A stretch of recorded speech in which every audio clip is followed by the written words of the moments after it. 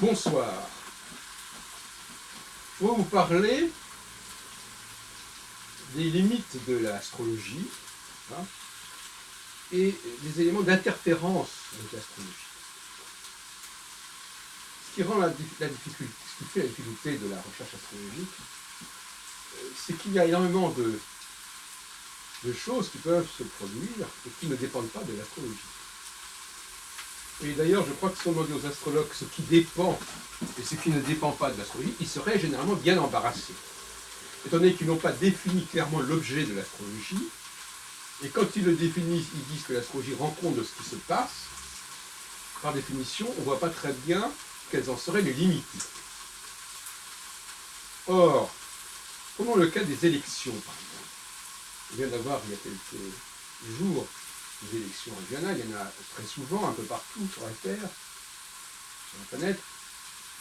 Est-ce que les élections dépendent de l'astrologie? Est-ce que la date des élections dépend de l'astrologie? Certainement pas. Le résultat des élections, éventuellement, peut dépendre de l'astrologie, mais pas la date des élections. Et à partir de ce moment-là, c'est assez compliqué, parce que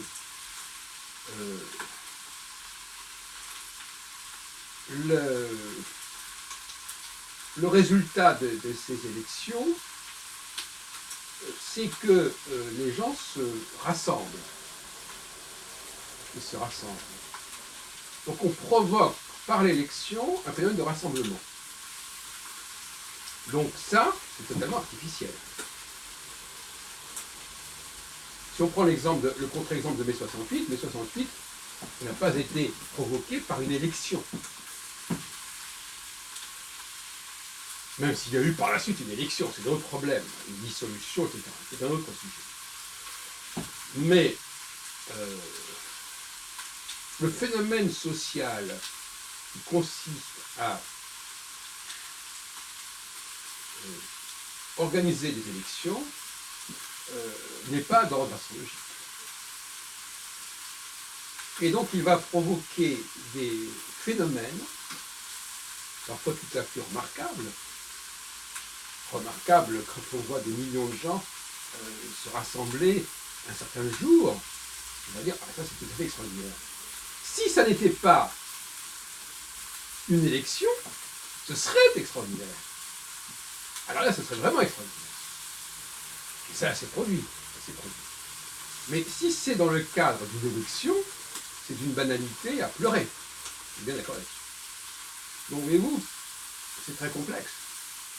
Donc, il faut voir d'après le contexte ce qui a provoqué ce rassemblement. Pourquoi je dis ça? Parce que pour moi, le rassemblement, quand il n'est pas encadré, est quelque chose de tout à fait signifiant. Par contre, quand il est déterminé, parfois des années à l'avance, comme c'est le cas des élections américaines, qui ont lieu imperturbablement depuis des siècles, tous les 4 ans, sans aucune exception, puisque même quand le président démissionne ou est assassiné, on n'a pas d'élection immédiatement, on attend la fin du mandat, et c'est le vice-président qui prend la suite. En France, la fin quand Pompidou est décédé, il y a bien eu effectivement Poher qui a pris la relève, mais pour quelques mois seulement.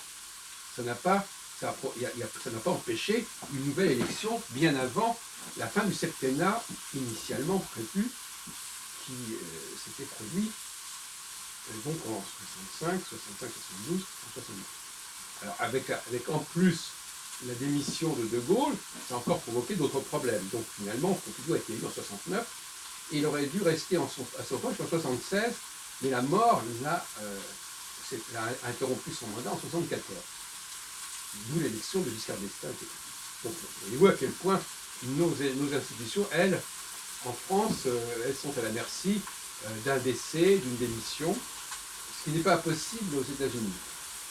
Aux États-Unis, c'est vraiment un mécanisme d'horloge.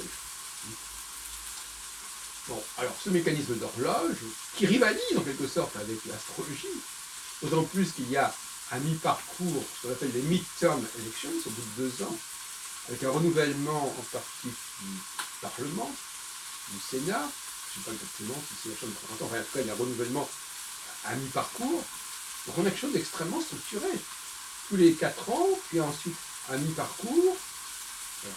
Sauf que tout ça, ça n'a rien d'astrologique, et l'astrologue ne va pas pouvoir tirer d'informations de l'existence même de cette élection, de la date.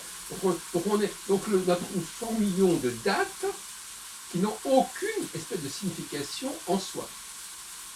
Alors tout ça, ça crée un environnement assez toxique pour l'astrologie. D'autant plus qu'à ce moment-là, on n'a pas besoin d'astrologie pour fixer des dates, puisque nous-mêmes, nous faisons des prévisions électorales.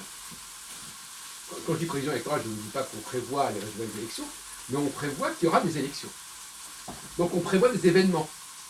On prévoit que dans tant de mois ou tant d'années, il y aura tant de millions de gens qui iront voter. Donc là, on est dans un processus de prévision. Et ça expliquerait en partie la disgrâce de l'astrologie, parce que l'humanité aurait depuis le XVIIIe siècle, en tout cas en Occident, progressivement, découvert un moyen de fixer des dates, d'annoncer la date, d'avancer des dates, sans passer en aucune façon par l'astrologie, qui aurait pu autrefois être une donneuse de dates. Même que par exemple, si on prend le cas de l'Inde,